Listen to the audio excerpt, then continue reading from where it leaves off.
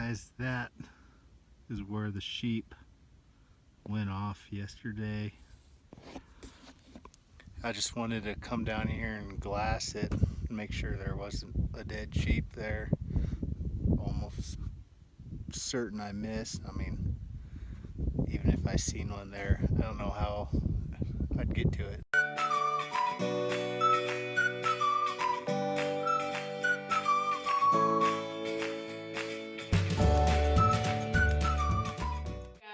Welcome back. It is good to be home, that is for sure. So I just want to take the time to thank you guys for watching my New Mexico hunt series. I know some of it might got pretty boring, but that's how it all went down. But anyways, I am here today to kind of recap the trip a little bit and talk about a little bit of the gear or things I learned from some of the gear I use this trip. I found that that is the best way to learn about gear, is to actually put it out in the field and use it. And I will also talk about things that I will change for the next trip down there, which I will be applying again. This time a friend is going to apply with me, so hopefully the both of us will draw it. If not, I think there is an over-the-counter tag opportunity down there for it. Right into this, kind of talk about the gear. You guys seen on the first video, I picked up the new Exo Mountain Fusion pack. It is the K2 3500. They have changed a couple things on this pack from my previous pack. Frame's pretty much the same. This is the 3500, so it's a little smaller, but even that on the 5500 they changed it to where this front spotting scope pocket, it's actually zippered now instead of before I just had a drop in. And they also went to a roll top on the top of it instead of the drawstring. And then they also changed, last thing here, they went with a different padding on the belt, which was a whole lot better than before. And they changed the way you had tighten the way the buckle works on this, and you tighten it down, you actually pull forward instead of pulling back. And I found that worked a whole lot better, and it didn't come loose at all, which was awesome. But this pack, I packed it around the whole week, you know, anywhere from 20 to 35 pounds of gear in it, maybe, depending on how long I was going to be out that day. If it's going to be an all-day thing, I left the truck at dark and get back at dark, and then I had, you know, pretty heavy load to be out there with the food, but mainly the water. Since there really was no place to fill up water bottles out there, since it was the desert, I had to pack all of my water with me through the day, and that adds a lot of weight. The next gear item I'm going to talk about is the Cole pants, or Cool, how the brand name is spelled there. But these pants are awesome. They dries fast, it's strong, really durable. When I was putting a stock on those sheep the second time I seen them, I was kind of crawling across on my knees on the rocks, and I was kind of surprised how it didn't tear up the pants at all. Heat wise, I didn't overheat in them. They were really just an awesome pant, so I'll recommend the Cole, or Cool. I'm not sure how you pronounce it, but they are the revolver pants that I use. But they are awesome pants, and I can't wait to use them more coming up this spring. So for the next piece of gear I have, be this guy. It's just a little piece of plastic. It takes the place of your phone cover. So pop my phone in here, and what this allows me to do is attach it to a spotting scope. I do not have a spotting scope with me because I borrowed it from a friend. I use the Vortex Razor spotting scope, but it allows you to hook it on here. This just slides on like so. Then this will mount on the eyepiece, and it allows you to view through that eyepiece, and you'll either take photos or videos like the ones here. You know, a number of videos of mule deer I'd seen throughout the trip.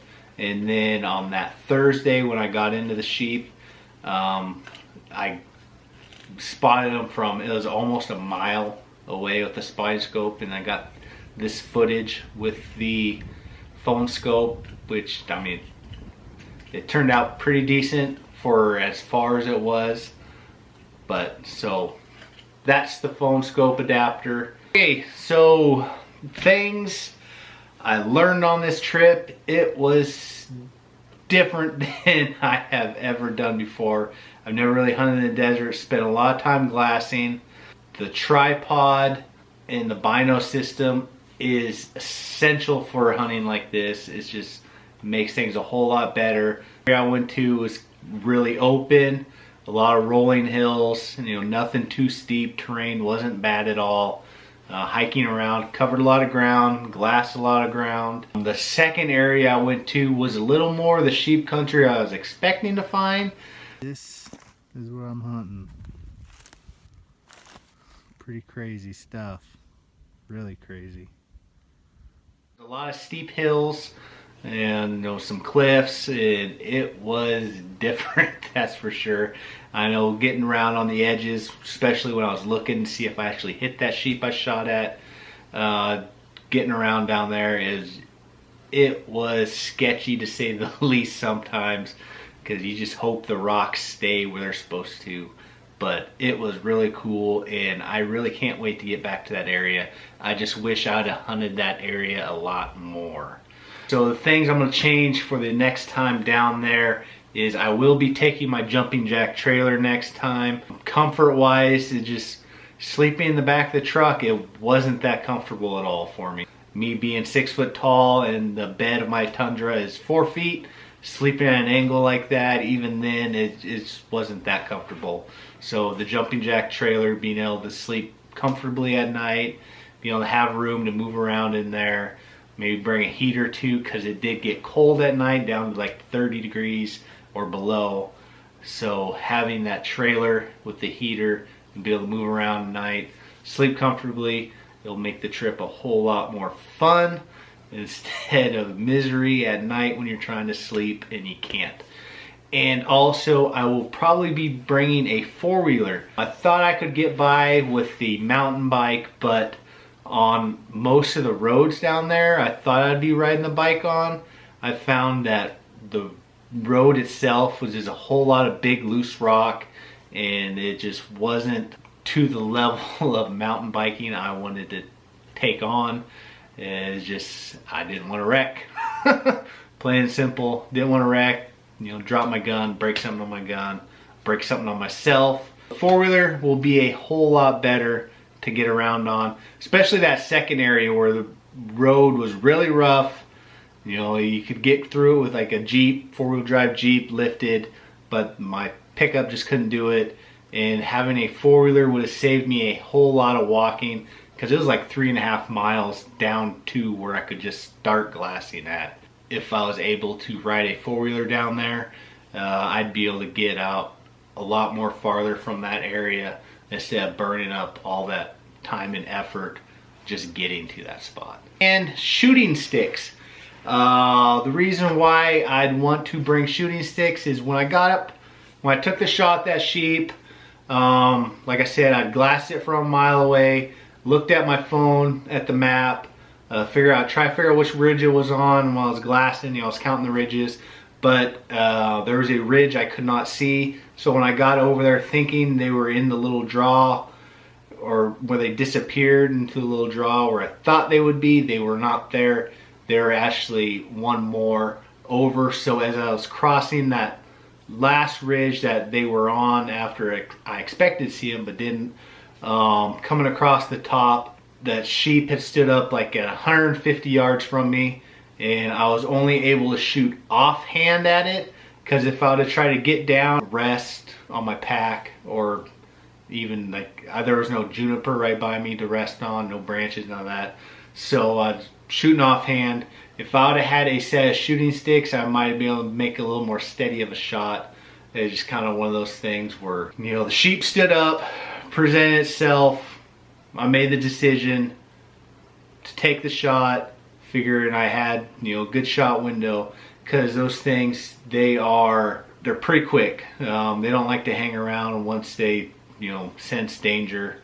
So I was expecting him to take off right away. So as soon as I shot, they took 2 steps and like disappeared over the horizon. I went running over there to, figure I'd see him or whatever, but when I got over there, there's cliffs. So they had disappeared down off the cliffs. I could not find them anywhere. And I went back that next day, looked around more, could not find them. Those are the things I'm gonna change, and I'm gonna be bringing somebody else with me next time. I think that'll be key. It'll be a whole lot more fun when it's more people. You don't worry as much about getting yourself into a pickle when you got another person with you, because if you get in a pickle, they might be able to help you out. So that is the key. Bring another person, bring a friend. That's that. Shooting sticks, jumping jack, and a 4-wheeler, and a friend. That is the things to bring for the next trip down there. But overall, it was an awesome trip. I enjoyed it. You learn when you take these trips by yourself. You kind of learn more about yourself, things you're capable of. It was just a really good journey for me, I guess, and I enjoyed it. But I am glad to be back home. Anyways, guys, thanks for watching, and be sure to subscribe and stay tuned for future adventures coming up. I know we are starting into a new year hunting season. So my first thing coming up will be a spring bear hunt, which I'll get to in May. So be sure to subscribe, check that out. So yeah, thanks for watching, guys. See you on the next one.